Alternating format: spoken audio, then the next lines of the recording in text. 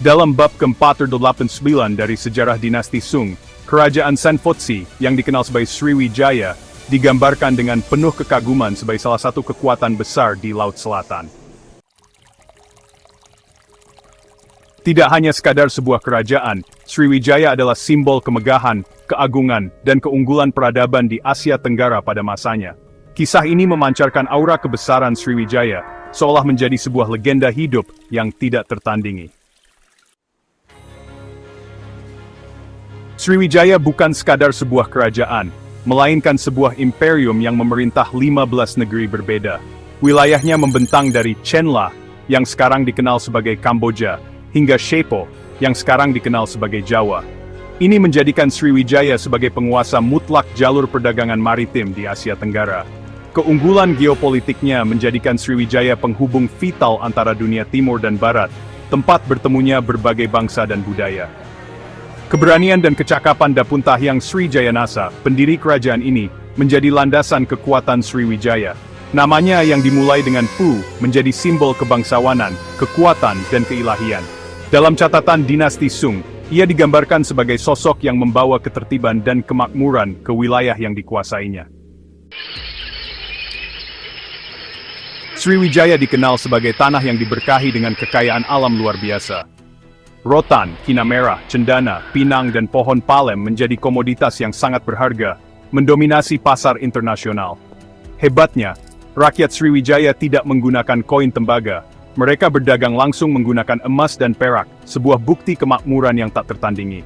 Dengan hasil bumi melimpah, Sriwijaya juga dikenal sebagai ahli dalam pembuatan anggur dari bunga, kelapa, pinang, dan madu. Ini menunjukkan kemampuan teknologi dan kreativitas rakyatnya yang tinggi, menciptakan produk-produk bernilai tinggi yang diminati hingga ke Tiongkok dan wilayah lainnya. Sebagai pusat budaya dan agama Buddha, Sriwijaya adalah cahaya pengetahuan yang menerangi Asia Tenggara. Raja Sriwijaya menggunakan huruf Sansekerta atau Dewanagari dalam dokumen resmi, sebuah bukti bahwa kerajaan ini adalah pusat pembelajaran sastra klasik India. Bahkan, Sriwijaya juga memahami karakter Tionghoa dan menggunakannya dalam surat diplomatik ke dinasti Sung, menunjukkan bahwa Sriwijaya adalah pemain penting di panggung internasional. Salah satu puncak kebesaran Sriwijaya adalah pembangunan sebuah kuil Buddha pada tahun 1003 sebagai bentuk penghormatan kepada Kaisar Tiongkok. Kaisar bahkan memberikan nama pada kuil itu dan menghadiahkan lonceng khusus sebagai simbol hubungan erat antara kedua peradaban besar ini. Kejadian ini menunjukkan betapa Sriwijaya dipandang sebagai mitra yang setara oleh Tiongkok. Sriwijaya tidak hanya kaya secara ekonomi, tetapi juga dalam gaya hidup. Orang-orangnya menggosok tubuh mereka dengan minyak semegra, mungkin parfum atau obat untuk melindungi diri dari malaria, menunjukkan perhatian mereka terhadap kesehatan dan kenyamanan. Tidak ada musim dingin dengan es atau salju, menjadikan wilayah ini tempat yang sempurna untuk kehidupan yang makmur.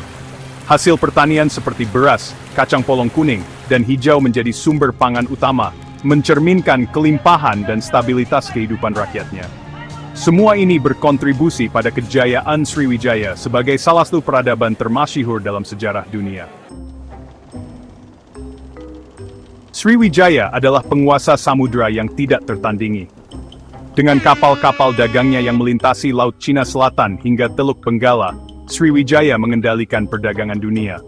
Dalam kondisi angin baik, perjalanan dari Guangdong atau Guangzhou ke Sriwijaya hanya memakan waktu 20 hari, menunjukkan bahwa kerajaan ini adalah pusat perdagangan internasional yang strategis.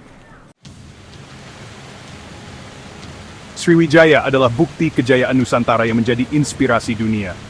Dengan kekayaan alam yang melimpah, budaya yang tinggi, dan kemampuan diplomasi yang cemerlang, Sriwijaya berdiri sebagai imperium yang tidak hanya menguasai wilayah, tetapi juga hati dan pikiran manusia. Dalam catatan dinasti Sung, Sriwijaya tidak hanya dikenang sebagai sebuah kerajaan, tetapi sebagai sebuah peradaban yang tak lekang oleh waktu, simbol keagungan Asia Tenggara di masa lalu.